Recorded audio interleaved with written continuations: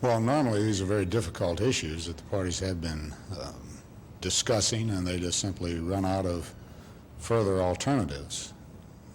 There's no place else to go. So mediation then is brought in with the hopes that we can find some alternative solutions. But these are very responsible negotiating teams. They were last year. I'm sure that will prove true again this year.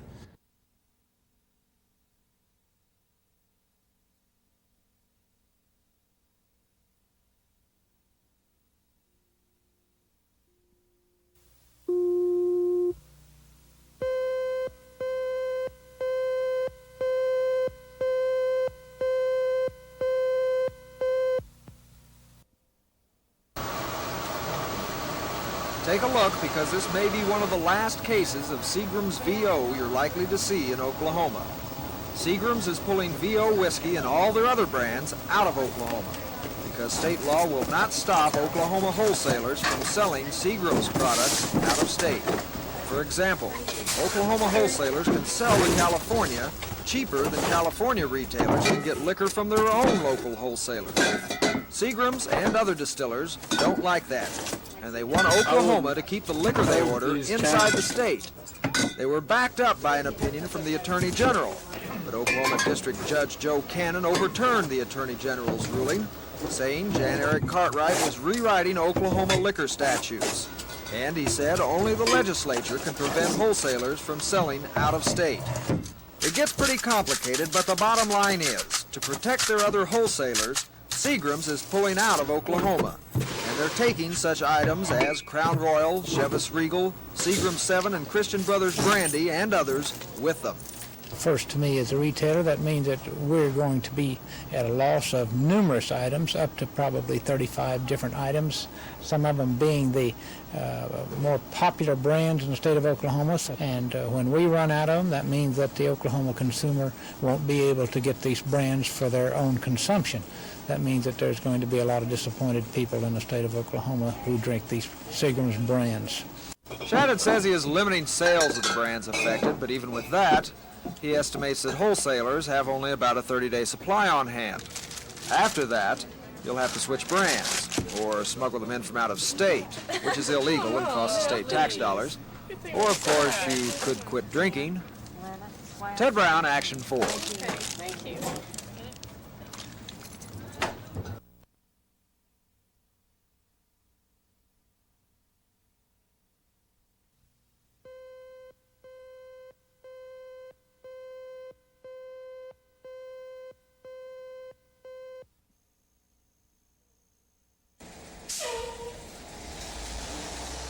The city of Warr Acres employs 15 firefighters to protect its 10,000 citizens. Herb Bradshaw is one of those firemen. Last May, he and 6 fellow firefighters began growing beards. They thought facial hair was permissible. But July 24th, the city posted its grooming code. The rules included a ban on beards.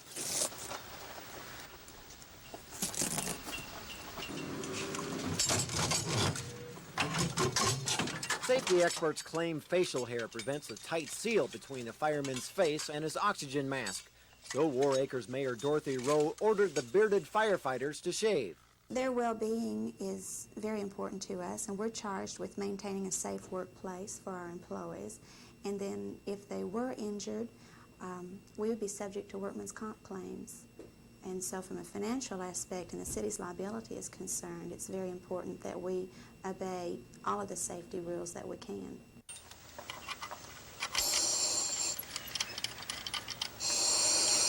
Bradshaw and 2 other firemen have shaved their beards to keep from being fired, but the firefighters contend that facial hair does not hinder their ability to battle blazes. 3 weeks ago, we had a fire at 62nd and Mueller. The red shift made that fire. On that shift, there are 3 guys who have beards. 2 of them donned air packs. The fire was in a basement, quite a lot of smoke there. Went inside, had no problems with being asphyxiated by monoxidous fumes. The mask sealed just fine. The union has submitted a written grievance to the fire chief regarding the beard ban. The next step would be a meeting with the mayor. And both sides say that they're willing to abide by the decision of a negotiator if the issue must be settled by arbitration. Scott Wallace, Action 4 in Warr Acres.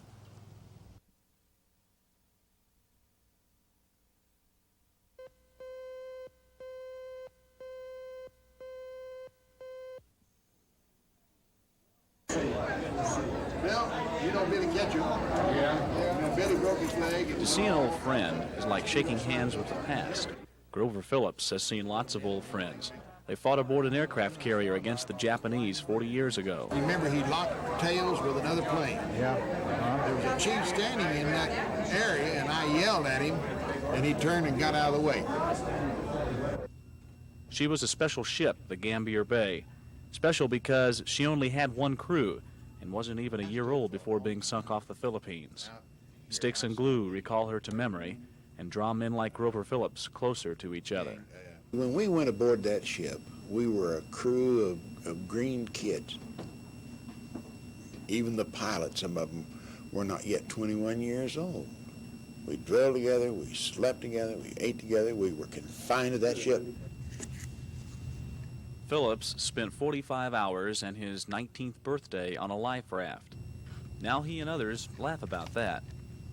Turning through the pages of a black and white yesterday stirs his thoughts and emotions and brings into living color when war was hell and yesterday was real. Tony Stizza, Action 4.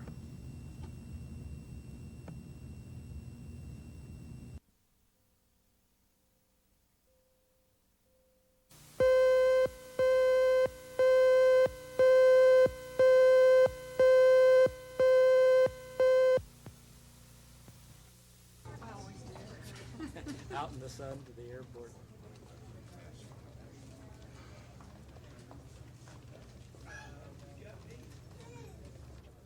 I stopped paying any attention to the waterman at all.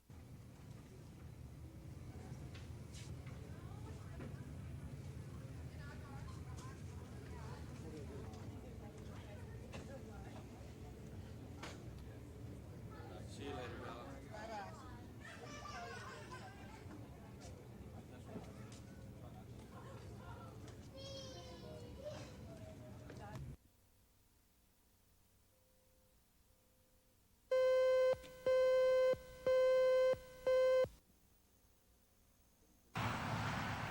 City police still don't know if alcohol was behind this accident at Britton Road and the Broadway Extension. Kathy Webb and her husband Stanley were injured when a pickup truck collided with their car, forcing it to veer off onto a shoulder of the Broadway Extension. Firemen had to pry open the passenger side door to free Mrs. Webb. Tonight, both are listed in good condition at Baptist Hospital. Bob Boswell, the driver of the truck, is listed in critical but stable condition at University Hospital. The Webbs were on their way to work when the accident happened shortly after 5 this afternoon. Tony Stizza, Action 4.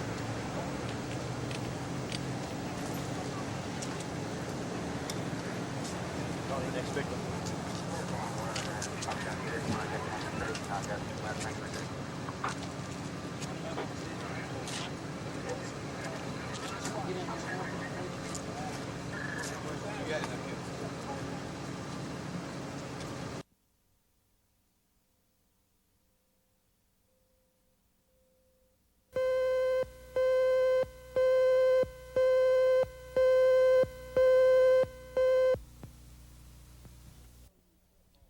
If you've been an OU football fan for several years, you're probably familiar with Morris Tenenbaum.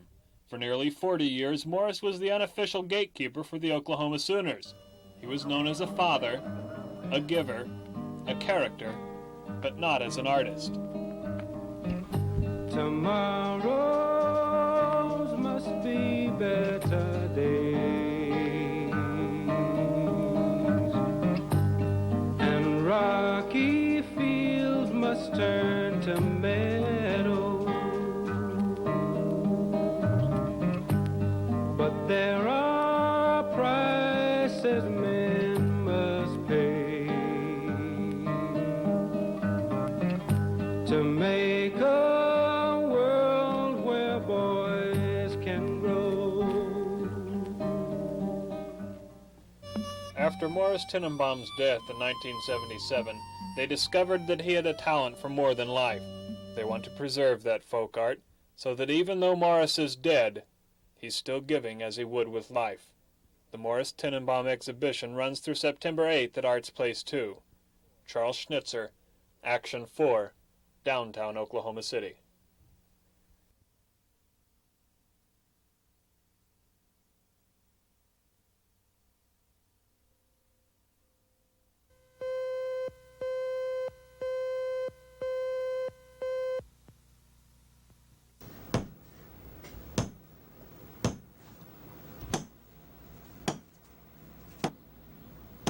Well, I enjoy working with my hands, and I enjoy the looks on people's faces when they see the quality of work that I do. It makes me feel good. It's very rewarding.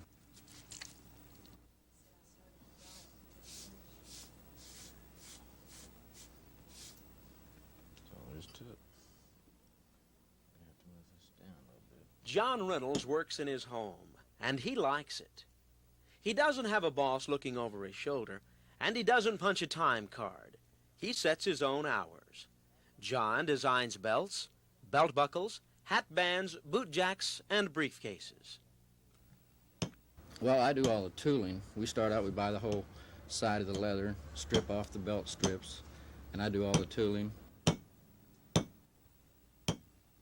My wife does the dyeing. Then my daughter, she's 10, she laces the belts for us and just kind of goes around in a circle.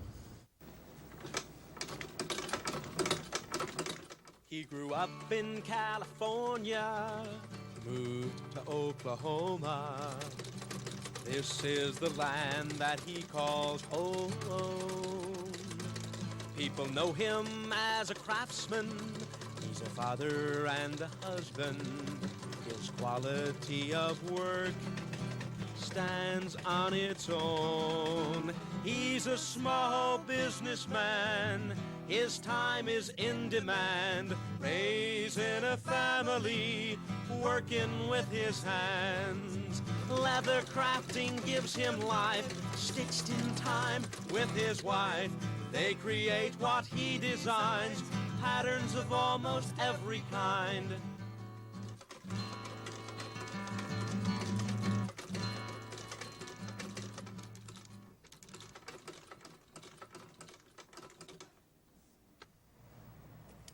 It's a struggle, you know, with 4 children, but right now I'm working out of my house, and so I don't have 2 overheads, and I enjoy my kids being around, coming in and out of the shop, and I enjoy being with them, but there just isn't quite enough business off of this street not being a regular retail location.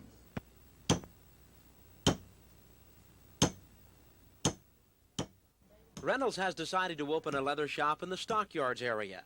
He isn't looking forward to following a time schedule, but he feels it's necessary. However, he does plan to continue his custom work out of his home. Ben McCain, Action 4.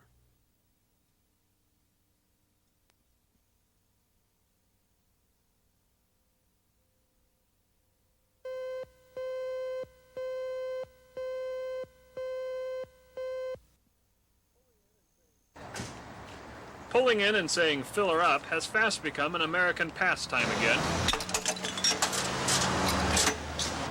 The fear of oil shortages and the initial frustration of high gasoline prices has worn off. People are still driving and have become comfortable once more. So if gas prices do drop, it won't go unnoticed at the pump, but it won't have any great effect on the American lifestyle either. I don't think it's going to affect them at all. I think people drive just as much as they have been or even more. It probably won't affect driving around town. It will affect our going out of town on the weekends and that sort of thing, short trips around. The other thing it will affect is the kind of cars we buy in the future. Right now we have 2 mid-sized cars, and we're really talking about getting, new smaller cars. Probably if the gas prices go down and stay down, we'll stay with the mid-sized car. Every little bit helps. I think maybe with President Reagan's tax cut and trying to help the inflation out, I think every little bit helps. It beats not doing anything. It seems then that regardless of what gas prices do, people still have to drive, and that's what they will do.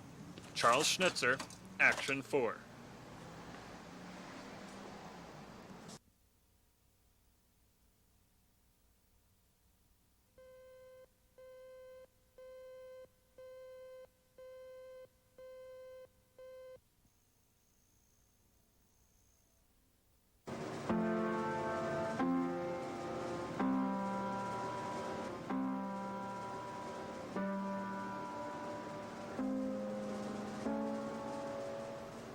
Bob Shear becomes very acquainted with pianos. Steinways, Baldwins, Bossendorfs, he knows them well. Like an ancient master craftsman, he lovingly works on the most universal of musical instruments. It's not just strings, wood, and ivory to this piano man, but rather another avenue of communication, of emotion. There's more hostilities and frustrations released with piano playing or playing any musical instrument. If more people played, there'd be fewer wars or fights, because it is that way. And you can let loose and you can become involved with the music.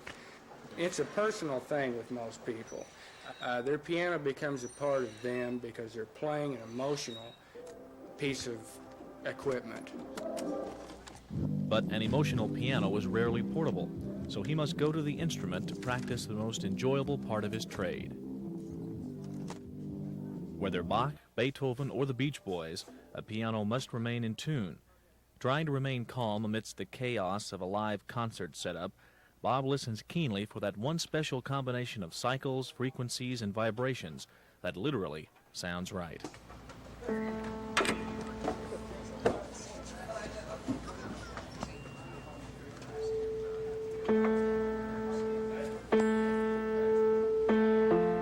Bob is young compared to most piano tuners.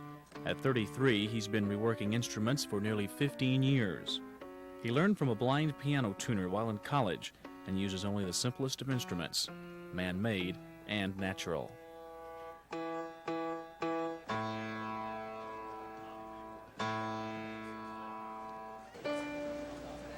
Bob Shear, a man in tune with his world so others can enjoy theirs. Tony Stizza, Action 4.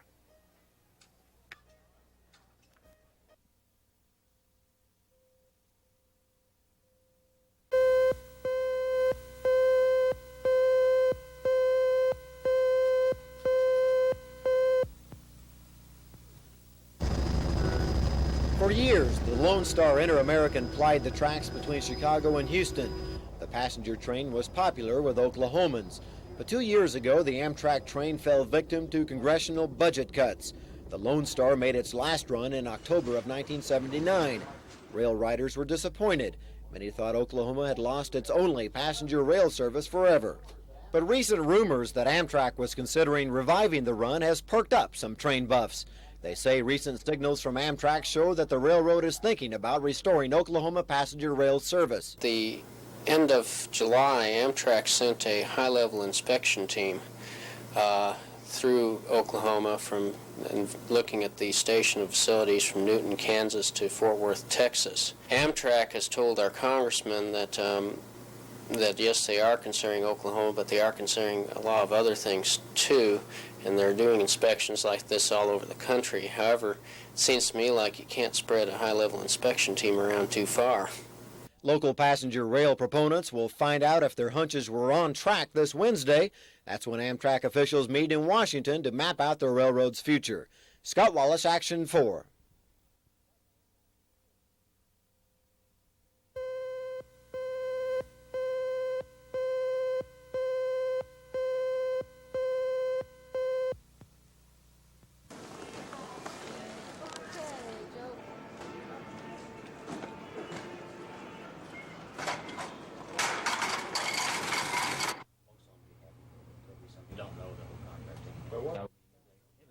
The only thing that has surprised me with was the overwhelming majority that it was ratified by, nearly 4-1.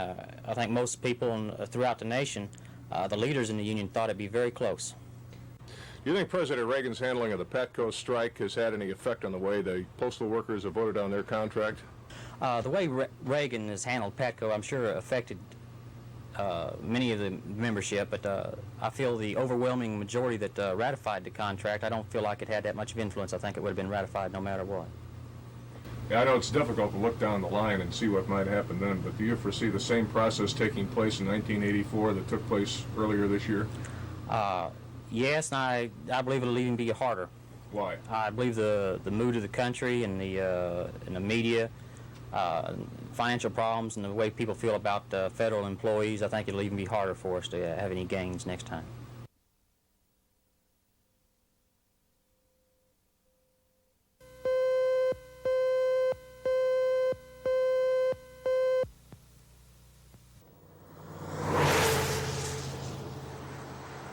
Along some of the highways entering Chickasha, motorists are greeted with warning signs like this one. This kind of sign isn't something Chickasha residents are proud of. In fact, a few days after these signs were put up, they were stolen. But Citizens Against 24D made some more, and on a daily basis, they check to make sure the signs are in place. Chamber of Commerce officials want the signs removed, but since they're on private property, there isn't much they can do. They called the highway department and wanted them to take the signs down. The highway department called David Peeler, our president, and he told them that the signs are on private property. We have their permission to put them up, and they said that's fine. That's all they wanted to know. We lost our court battle, so we felt we had a responsibility to warn people coming in, especially pregnant women, that they should not drink the water. The Citizens Against 24D say they'll replace the signs even if they're stolen again. They feel it's worth the time and labor to warn people about the water. Ben McCain, Action 4, Chickasha.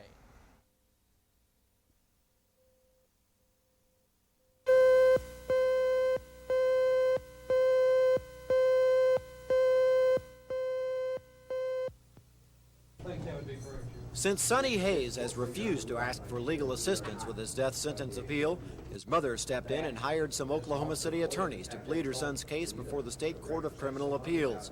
The attorneys today asked the High Court to postpone Hayes' execution while they mount an effort to get his murder conviction overturned. Under questioning from the judges, the attorneys admitted that Hayes did not ask for their assistance. In fact, the lawyers say Hayes refused to discuss his case with them at all. Prosecutors maintain that Hayes has the right to not have legal counsel if he does not want it. And they say the execution should take place September 14th as scheduled. I think it raises a serious question: would Sonny Hayes be bound by anything that these men do, or could he come back later and say, gee, I wouldn't even talk to them. They weren't my lawyers, and I want to prolong this thing further. I think the state has a right to, and the people have a right to know who they're litigating against, and I don't think that this case is so unique that just any attorney who desires to get into a big case should be able to interject themselves. The situation is unique in that Mr. Hayes has refused to speak to anyone, the court, his court-appointed attorney, or ourselves regarding his legal matters. He maintains total, absolute silence. The question becomes, does that silence amount to saying, don't do this for me, I want to go ahead and die? We say it doesn't. We say his silence cannot be a waiver of his rights. The High Court has taken the case under advisement. The court is expected to rule on the matter soon, since the execution date is less than 3 weeks away. Scott Wallace, Action 4 at the Court of Criminal Appeals.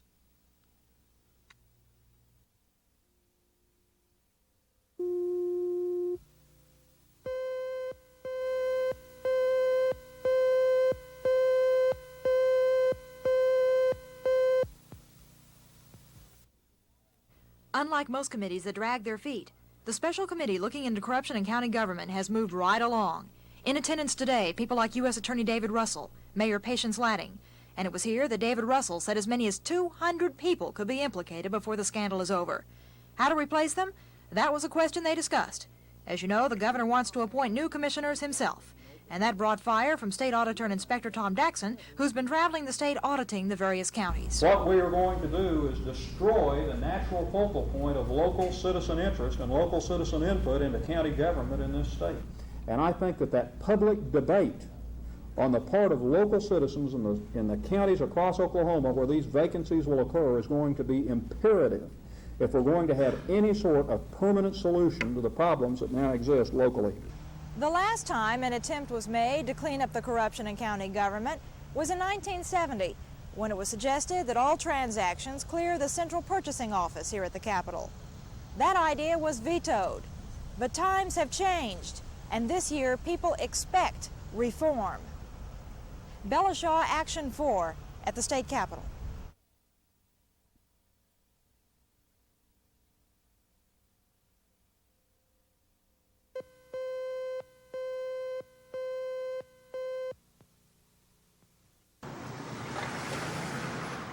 This man could be buying liquor in large quantities that he will eventually resell, and you would never know it.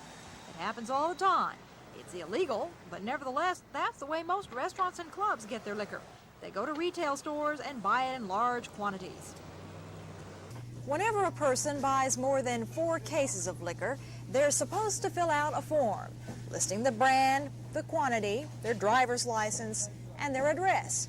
This is for A.B.C. agents to use to check up on people. However, at this particular liquor store, the guidelines are even more strict. Well, I figure with the type of enforcement we have right now, it's better to go overboard so that we do not get cited by the Alcohol Beverage Control Board than it would be to meet the regulations. I think at times, such as now, the gentleman is probably defending his position as director of the Alcohol Beverage Control Board, and he's probably overcompensating, so therefore we want to overcompensate for his overcompensation. A lot of people who buy for restaurants and clubs are noticing the stricter enforcement. They say the heat is on. It used to be the order would be waiting for us. It was, hello, how are you today? Let me put this on the dolly and move it out to your car for you, and everything's okay. Now, it's kind of secretive over the phone. I go in and I look and I see who's around in the liquor store. Everyone seems to be nervous and experiencing great paranoia with the liquor store owners.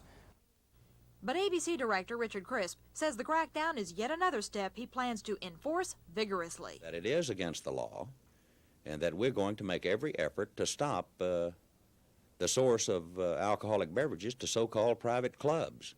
Now, again, we're limited with the number of people we've got with all of the other responsibilities we have, but we're going to make that effort.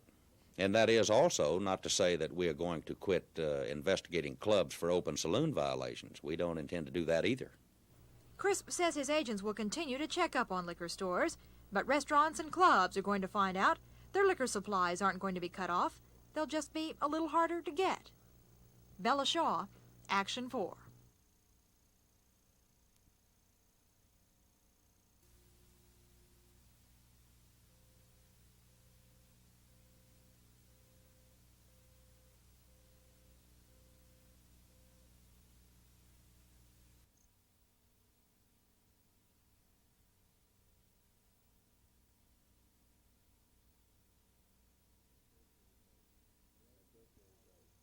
That this is a blatant violation of one of the most basic rights that we as Oklahomans and that we as Americans have, our right to vote and our right to elect our own officials on the county level, state level, and federal level.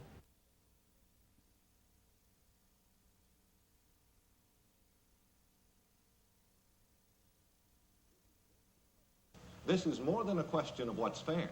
It's one of basic honesty. Join us. Tell the governor no.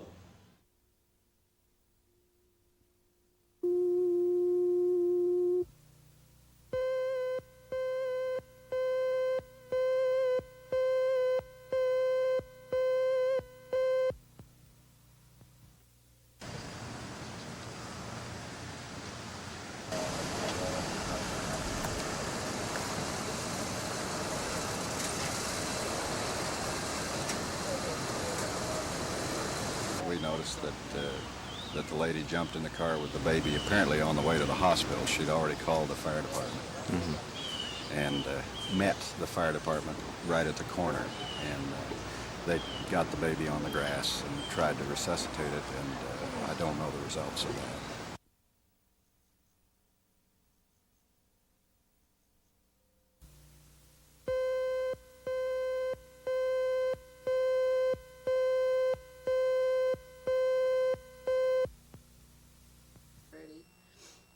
talk about Brad doing consumer news, and I thought that was really funny. How's Brad like that?